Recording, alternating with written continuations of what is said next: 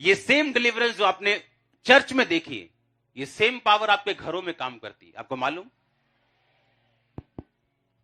ये same power आपकी finance में काम करती है, बट ये ब्लॉक हो जाती है जब आप प्रेम में नहीं चलते और पवित्र आत्मा की भरपूरी में नहीं चलते। बेस कम करो। आप तैयार हैं क्या?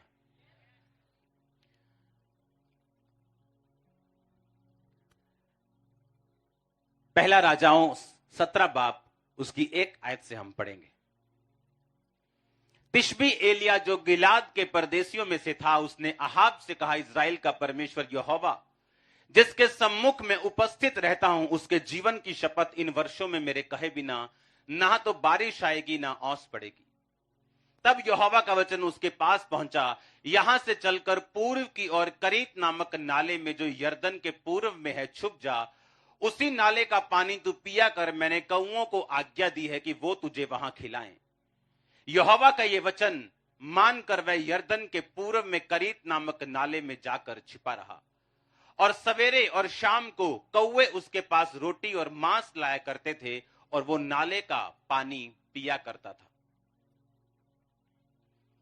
क्यों मैं चाहता हूं आप पवित्र आत्मा से भरे? या परमेश्वर को क्या फायदा है अगर आप होली स्पिरिट से भरे? तो वो क्यों आपको पवित्र आत्मा से भरना चाहता है?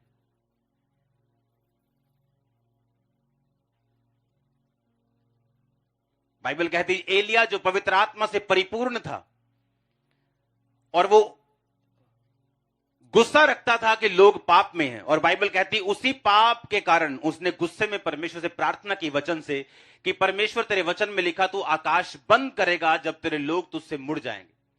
और उसने प्रार्थना की, परमेश्वर आकाश बंद हो और तेरे लोगों को अकल आए। और परमेश्वर ने कहा ठीक है, मैं तेरी प्रार्थना से, क्योंकि तूने प्रार्थना की, मैं आकाश को बंद रखता हूं। अब जाके अपने आप को राजा को दिखा और बोल कि तेरे कहे बिना ना बारिश आएगी ना ओस पड़ेगी। और जब एलिया राजा के सामने गया तो उसने कहा, इज़राइल का परमेश्वर जिसके सामने मैं क्या रहता हूं, उपस्थित रहता हूं। मैं दिन को शाम को उसके सामने क्या जाता हूं, उपस्थित रहता हूं। अगर आप पवित्र आत्मा से परिपूर्ण होना चाहते हैं, ऐसे काम देखना चाहते हैं जो नेचर के बिल्कुल विपरीत हैं, जो नेचर के उलट हैं, अगर आप ऐसे काम देखना चाहते हैं तो आपको पवित्र आत्मा से परिपूर्ण होना पड़ेगा। पवित्र आत्मा ही एक लौता है जो ऐसे काम आपकी लाइफ में कर सकता है। यहां पे काम कौन कर रहा है? मैं कर रहा हूं? मैं तो आपके जैसा हूं। कौन कर रहा है काम? होली स्पिरिट। उतना ही कर रहा है जितना हम अपने शरीर को, अपने जीवन को समर्पित कर रहे हैं उसके सामने, वो उतना ही उसे इस्तेमाल कर रहे हैं। अगर आप 5% उसे देंगे, वो 5% ही इस्तेमाल करेगा। अगर आप पूरा समर्पित अपने आप को करेंगे, वो आपको पूरा इस्तेमाल करेगा। 30 गुना, 60 गुना और 100 गुना परमेश्वर ने कहा वो फल लेके आएंगे। कोई कम, कोई ज्यादा, कोई तो लेके ही नहीं आएगा, कोई दब जाएगा, लेकिन कोई फल लेके आएगा, वो भी कोई कम, कोई ठीक ठाक, कोई बहुत ज्यादा। एलिया की लाइफ में क्या हुआ? परमेश्वर ने कहा अब ऐसा कर, चला जा और एक नाले में छुप जा, पानी वहां पिया करना और कौवे तुझे खिलाएंगे। कौवे कभी खिलाते हैं क्या? कौवे तो ढाबे वालों ने बंदूकें रखी होती इतनी इतनी बड़ी, पता है कि नहीं? जब कौवे आते तो धाए धाए मारते हैं उनको ताकि वो भाग जाएं। वो चुराने वाला जंतु है वो। और इधर परमेश्वर कह रहे हैं एलिया कौवे खिलाएंगे तेरे को, सुबह आएंगे टाइम पर, तेरा नाश्ता टाइम पर होगा, तेरा डिनर टाइम पे होगा, और कौवे लेके आएंगे तेरा खाना। नेचर के विपरीत परमेश्वर कौओं के नेचर को चेंज कर रहा है। और कौवे जब लेके आ रहे थे तो सैनिटाइज करके नहीं लेके आ रहे थे, मुंह से लेके आ रहे थे, चोंच से।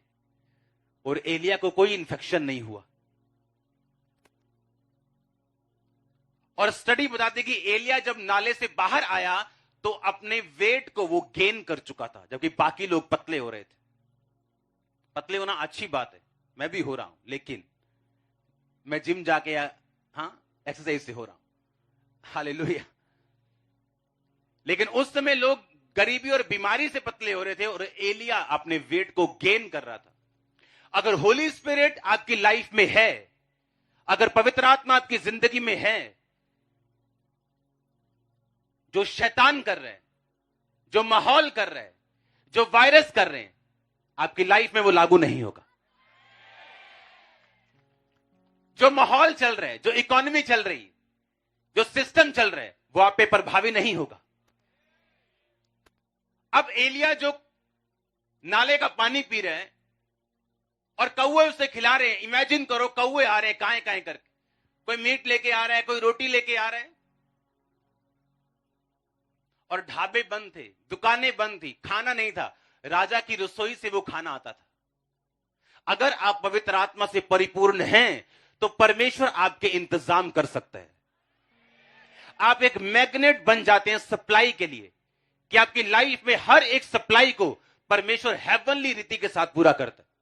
वो आपकी पढ़ाई का खर्चा हो, वो आपके बिजनेस का खर्चा हो, वो आपकी लाइफ का खर्चा हो, वो कुछ भी हो, अगर पवित्र आत्मा आपकी जिंदगी में है तो वो हेवनली तरीके से, ईश्वरीय स्वर्गीय तरीके से आपकी लाइफ की सप्लाई को पूरा करता है।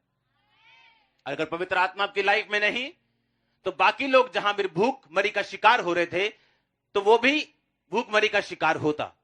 लेकिन बाइबल कहती है जिसके सम्मुख उसने कहा मैं उपस्थित रहता हूं, दिन और रात जिस परमेश्वर के सामने मैं खड़ा रहता हूं, मैं उसकी उपस्थिति में रहता हूं। एलिया उस लेवल से बात कर रहा था। याद रखो, एलिया कोई 18 साल का यूथ नहीं था, एलिया एक एज्ड इंसान था और सारी उम्र परमेश्वर के सामने उपस्थित रहा। गिलाद के परदेशियों में से था, कोई बहुत अमीर इंसान नहीं था, कोई बहुत मशहूर इंसान नहीं था, एक परदेसी था उस लैंड का, उस जगह का। लेकिन परमेश्वर के सामने कहता मैं रोज उपस्थित रहता हूं। जिस परमेश्वर के सामने मैं उपस्थित रहता हूं रोज, कोई सीजन हो, कोई प्रॉब्लम हो, बीमारी हो, दुख हो, तकलीफ हो, कष्ट हो, घटी हो, बढ़ती हो, हर जगह हर टाइम मैं कहता परमेश्वर के सामने उपस्थित रहता हूं। एलिया उस लेवल से बात कर रहा था जहां परमेश्वर के सामने आना, वो बैक स्लाइड हो गए, वापस आ गए, अब प्रेयर कम हो गई, अब ज्यादा हो गई, अब काम होगा कि नहीं होगा, फाइट चल रही है दिल में, पता नहीं काम होगा कि नहीं होगा, होना चाहिए मेरा विश्वास तभी मजबूत। ये सारे ड्रामे से एलिया ऊपर आ चुका था। ये ड्रामे होते हैं ना जो शैतान के, कि वो कह रहा है तेरा वीजा नहीं लगेगा, नहीं नहीं वीजा लगेगा, हमारा विश्वास वीजे पे टिका हुआ है।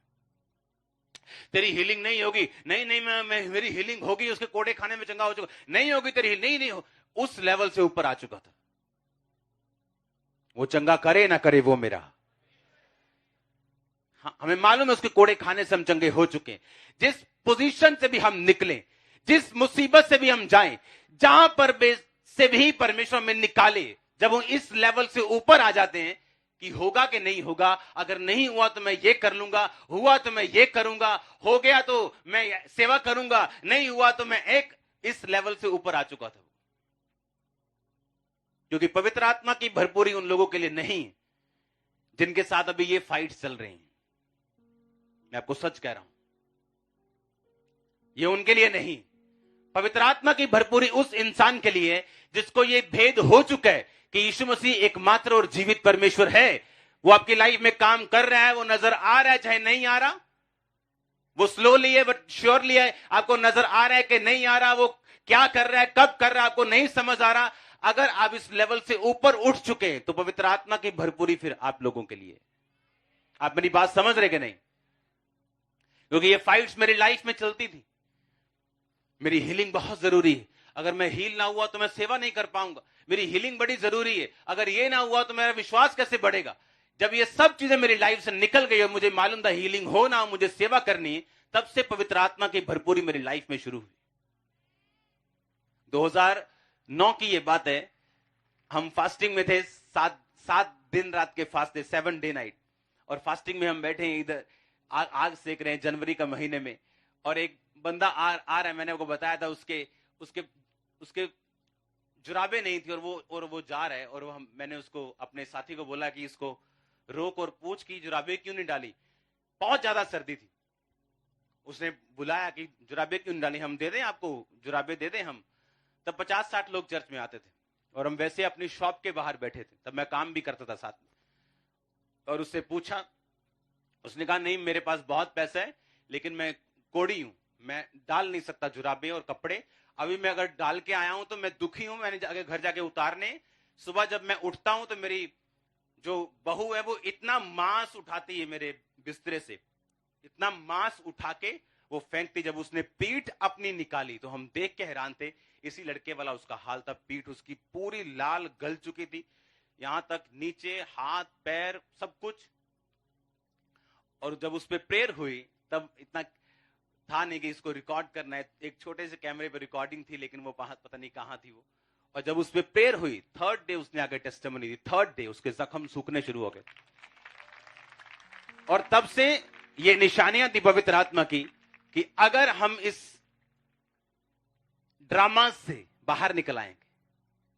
आप समझ रहे मेरी बात? ड्रामा चलता है ना, ड्रामा वो फाइट करता है शैतान, वो ड्रामा चलता है दिमाग में, नहीं नहीं ऐसा नहीं होगा, नहीं नहीं होगा, मेरा विश्वास है होगा। जब ये ड्रामे से हम ऊपर आ जाते हैं कि जो मेरी लाइफ में होगा वो तो होगा या नहीं होगा, ठीक है, मैं अपना बाप थोड़ी बदल लूंगा, होगा चाहे नहीं होगा, क्योंकि मुझे मालूम है कि यीशु मसीह क्या है, जीवित है। मुझे मालूम है वही एकमात्र परमेश्वर है, मुझे पता है कि वही मेरा परमेश्वर है। दैट्स इट, काम खत्म। उस दिन आपकी तरक्की शुरू होती।